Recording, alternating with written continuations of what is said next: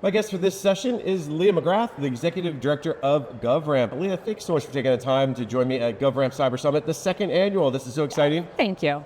We talked last year at the first annual one, and so much has changed, including the name. Yeah. Last year we mentioned the State Ramp thing. Now it's all GovRAMP, which actually, I have to tell you, I asked JR and Joe Belosky about this, and they said, well, actually, Jason, they gave me a secret. Maybe they're going to spoil it. They said, we actually had gotten the URL for GovRAMP many, many years ago, Yes. thinking that we may need to change it eventually. So That's true. I was like, oh, that was kind of a little tidbit. So where are we today? How much is GovRAMP different than a year ago when we last talked? Well, it continues to just grow, evolving our security program and really just welcoming new members into the program. So we have almost 70 participating governments, 33 states, around 400 private sector members, and just an incredible community that has been coming together. And to be clear, 70 government participants, this state, local, it's not just the states, That's you're right. getting county, cities, and the like. That's exactly it. It's, and that was part of the name change actually, is because it's really more reflective of the mission and those we serve. So we have participating governments from state and local governments, as well as some K-12 and higher ed.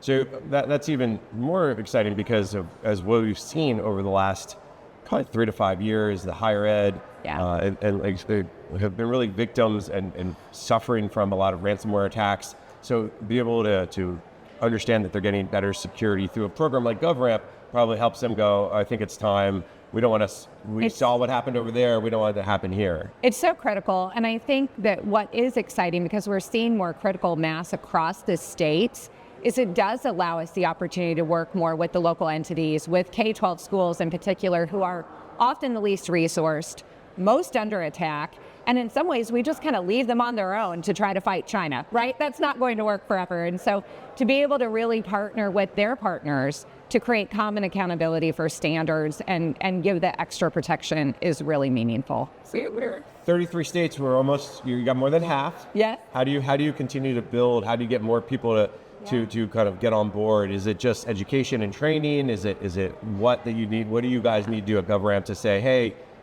you states that aren't quite here yet, come?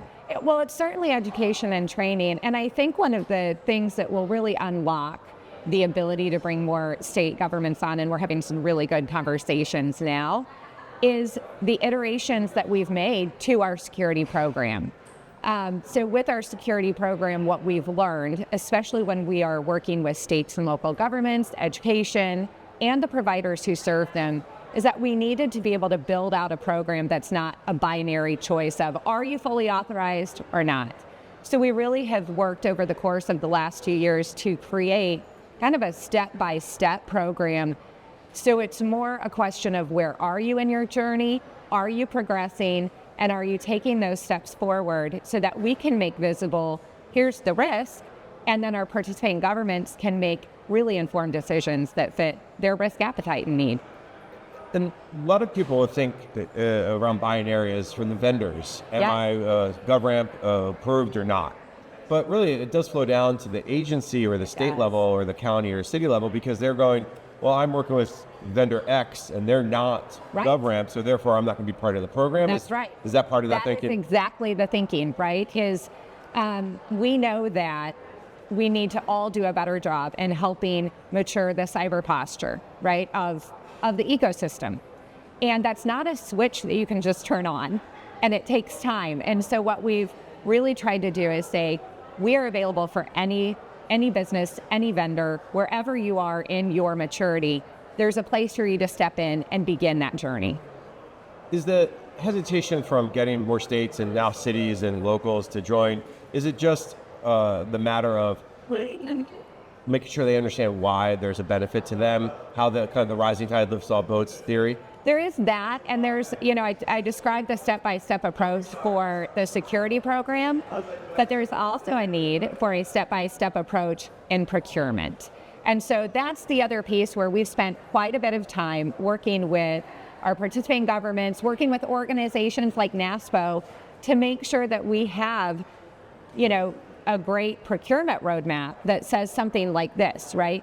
Hey, when you come in and you're awarded a contract, you just need to be part of the progressing program and achieve a core status, a ready status, or an authorized status within a period of time. So we're giving a runway, and that when our providers understand that, when our government partners understand that, our members understand that, it really helps open the door to greater participation. Because just like you said, initially, we might have some some of our government or schools say, hey, we really want to do it, but the vendor pool's not there. And we can say, that's okay.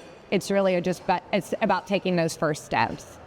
I had some great conversations here at the GovRAMP Cyber Summit with the folks from NASPO.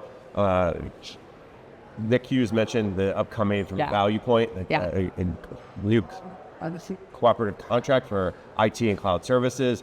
So I know that's really going to make a big difference because it's combines the best of both worlds, make contracting easy, and you're buying GovRAMP, obviously, authorized services. So I think that's something, to your point, make it easy, make it understandable. But you mentioned a couple things about trying to make it easier, not a binary choice, yes or no. One of the big changes that I think in that world that's coming up is on January 1st, you guys have a release out talking about the Progressing Snapshot Program. First of all, let's define what that is, and then you'll tell us what changes are coming. So we launched our Snapshot program in 2023, and this was a direct response from hearing from our members on both public sector and private sector that we needed a step in. It was, how do we help give visibility, right, along the journey for both really the providers and for our governments that we're working with. And so the Snapshot program, what we did, our Standards and Technical Committee, it includes it's a snapshot. So it's evidence-based. We have a prove it model. That's what our PMO director likes to call it. But what we did was we looked at the requirements of the NIST control set for ready. And there are 80 controls that are required for our ready status that are from the NIST 853 control set. What we did was layer on the MITRE ATT&CK framework study and selected the 40 controls that had the highest risk protection values, so that we could say, when we're starting, let's start with the control set that has the greatest outcome on security, right? So that's what we're looking at. So there's 40 controls, and you don't need a 3PAO to do this. This is handled directly with our program management office. And so a provider comes into the program, they have to submit evidence for each of those controls. So it's evidence-based. And if they do, then they get a score. And the score is actually weighted, aligned with the risk protection values. So it really incentivizes starting with what matters most, right? That's kind of where we're trying to drive toward, just really good security. So they get a snapshot. If they're part of our Progressing Snapshot program and it's a score, then they are able to update that score every quarter. So once a quarter, they're going to meet with the program management office. They're going to submit new evidence, new artifacts, however they're working with our PMO, to be able to say, okay, here's what we've done. Every month, they're able to have an advisory call with one of the advisors our PMO works with, so that they can help give them, just the shortcuts, right? It's the tips of the trade. It's how can you actually move forward and progress in the most efficient manner. And so that kind of guidance is so helpful. One of the things that we saw in the program is that we had some providers coming into the program and then not progressing, right? They were coming in to say, we're on the progressing product list, we're working with GovRAMP, but then not moving forward. So what the changes are doing in January is to say, hey, starting January 1, 2026, I call it sort of like Kanban for the progressing program. We're going to make sure that you're taking steps forward. Now, your score may not change, but if the advisor or the provider can say, but here's why. We're taking a few months to really implement something new that's going to have a big impact, that's fine. It's really just encouraging us to take the due diligence to make sure the intent and integrity of the program is what it claims to be. They're progressing. What made this possible, we've talked about this for about a year, is our new core status. The core status is that stepping stone that where the snapshot program says, hey, here's where you are in a moment of time. The core status says, you've achieved this. Let me go backwards on a few things because I want to clarify. So you took the NIST 853 you said there's 80 basic controls that are part of our ready. Right. And you said, here's the 40 that we think matter the most. Based on the MITRE ATT&CK framework. Exactly. Study. Okay. Yes. So that's helpful. So if you meet where you're at in meeting these 40 gets you a certain score. That's right. If you meet all 40, you get so an A+. If you meet all 40, then you're on your way to achieving our core status. Correct. So our core status adds 20 of those controls. So we just basically look at the next 20 based on risk protection values from the MITRE ATT&CK framework study and say, okay, you've done great with progressing. So once you hit all of those controls, and likely before you do if you're on your way, we're going to say, hey, start looking at how to get to core status. Because core status means you demonstrated that you've met these 60 controls and you've got some of your documentation in place. So think about your incident response plan, right? Things like that. And so once you've demonstrated via evidence that you've met these 60 controls, you achieve a core status, and now you roll into quarterly continuous monitoring. And eventually you will achieve the low baseline, moderate baseline through GovRAMP. So core, yes. So core is a GovRAMP status. Yep. It's sort of like 20x for GovRAMP, is how I would describe it. And so what core does is allow us the ability, and it could be, here's what's unique about core as we've been working with our participating governments.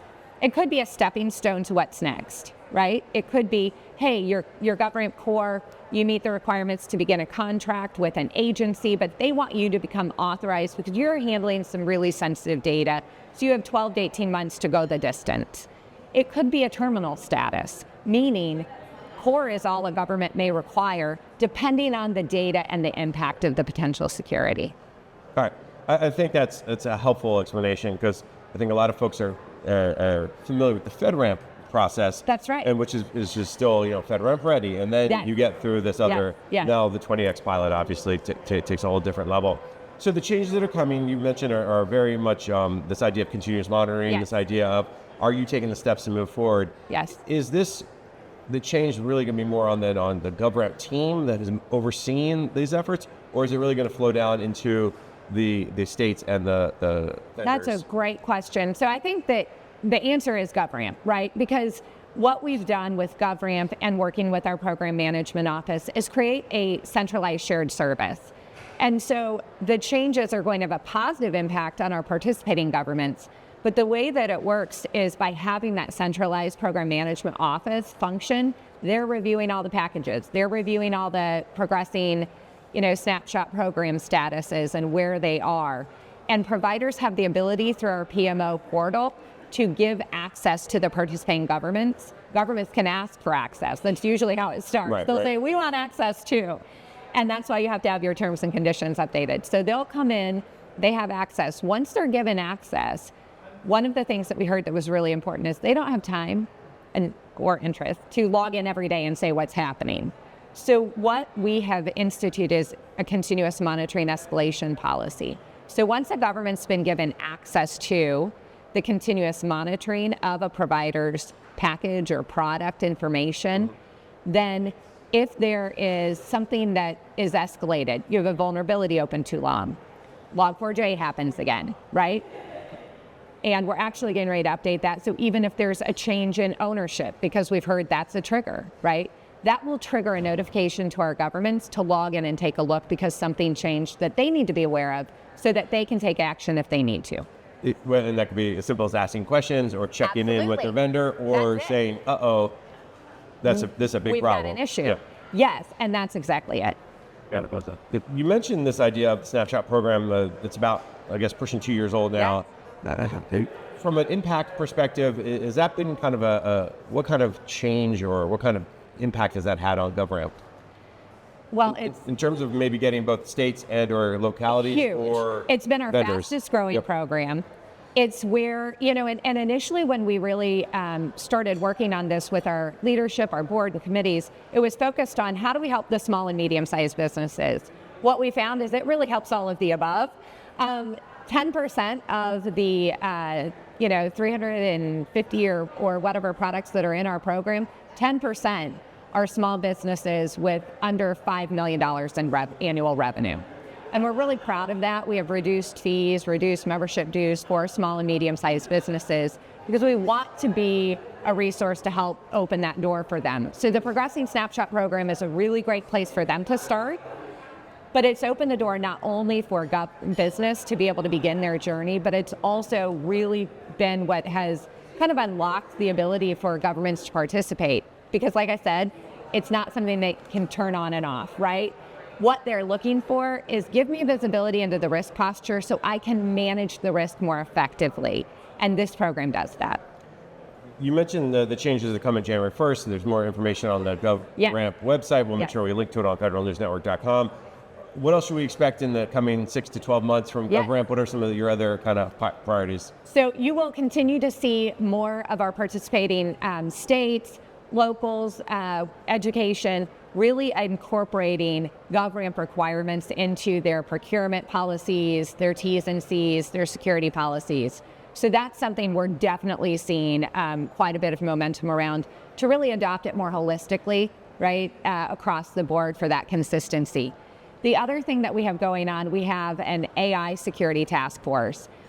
So we have been really trying to say, hey, you don't need an AI ramp, right? let's not do that. The best practices of security are the best practices of security. But we do recognize that with Gen AI, Agentic AI, and whatever else is next, right, that this presents questions. And so what we've been doing is working with an executive council of state CIOs and CISOs. We have a task force as well that's open to public sector, private sector, where we've been working through asking questions to understand what will help bridge the trustworthiness gap, right? How do we drive trustworthiness so that we can enable the innovation to happen and the use of these tools? So to that end, there are two things we're doing. One, we're going to be rolling out an AI addendum that's kind of a self-reporting, so that way we can help facilitate that communication back. So we're starting with self-reporting.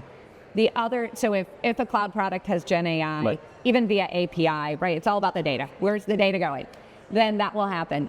The second thing we're doing is really following NIST. So we've been watching what NIST is doing with their overlays to 853 and been a part of the AI Safety Consortium, so that if there are controls that need to be added, if there are different parameters that we need to consider, we'll be ready to, roll out either in an overlay or something for those products where it's applicable, the ability to ask those additional questions up front for the assessment to help drive that trust. Leah, I always appreciate the time we get to spend together, and here at GovRAMP Cyber Summit, second annual. 30 seconds or less, what's your big takeaway from our event over the last couple days? I think it's just the community.